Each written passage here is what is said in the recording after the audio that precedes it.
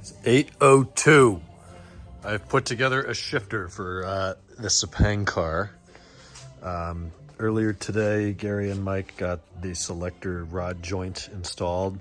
I just put on the new shifter, brand new shifter carrier, brand new bushings in there, clamps on the side. The E60 is a little different. E39's got one long one that goes through the top. This has one smaller one on each side. They are directional. Our repair of that bracket in there has worked flawlessly. This fits perfectly. No play. I've got a new bushing in the back. Shifter cup in there, a little bit of lubricant on that, 545i short shifter. We got this bracket on today. This is the transmission extension bracket that makes it as long as the SMG. We reused the SMG mount bracket.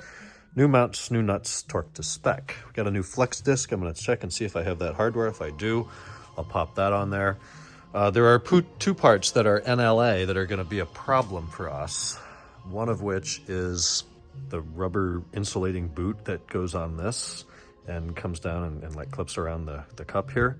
That is just NLA, so I'm gonna have to see if maybe the M3 one will work. The E93 series manual one might work for us. And the other one is gonna be a bigger problem. It's a Selector rod. Selector rod is NLA, back order, no ETA, no indication that that will ever be made available again.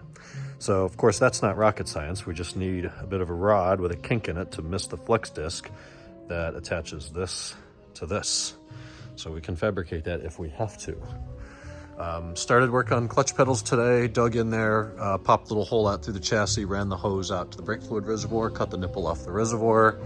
We're waiting on one more pin before we can assemble all of that and get the clutch pedal installed. It uses the same clutch pedal an E39 M5 does.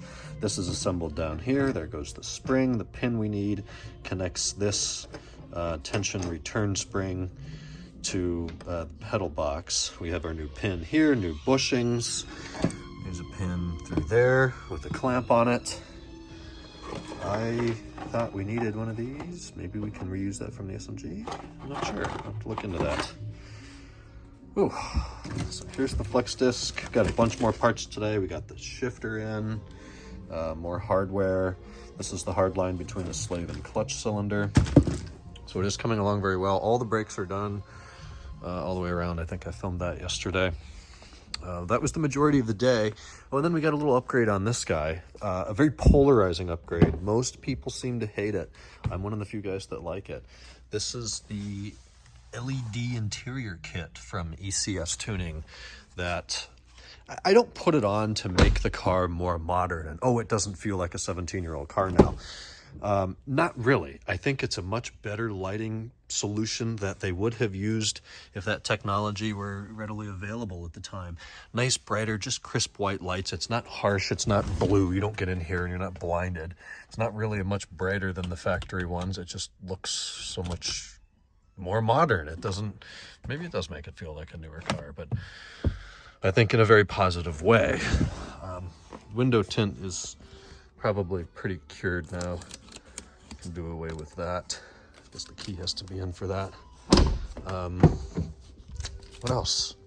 That's kind of it on this guy today. And we got the tensioner in this car. New buckle and tensioner on the front seat, or front passenger seat, and put a passenger in there and tested everything. The code's not coming back. So at this time it's feeling like that has been our solution. My car got detailed out today. I didn't have time last week.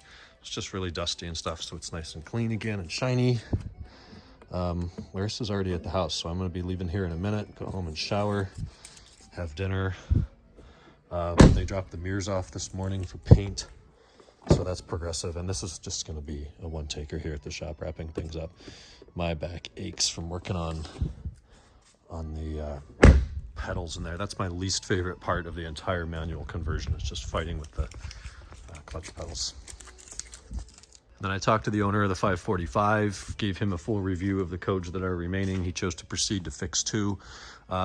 These are a retrofit kit taillights that I think use factory taillights, but they have ballasts and aftermarket wiring that has to have some tension on it. If you just put the wire in, then it won't work. You gotta like pull them to the left or right.